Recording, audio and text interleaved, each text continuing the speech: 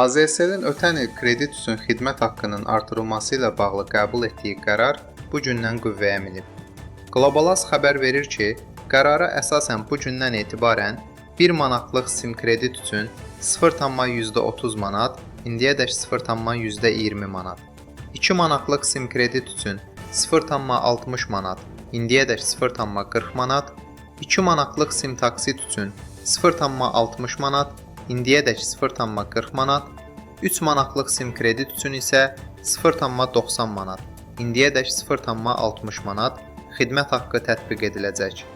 Eyni zamanda sim kredit, sim taksit, ekstra kredit və internet kredit xidmətləri çərçivəsində göndərilən hər sorğuya 0,12 manat haqq tətbiq ediləcək.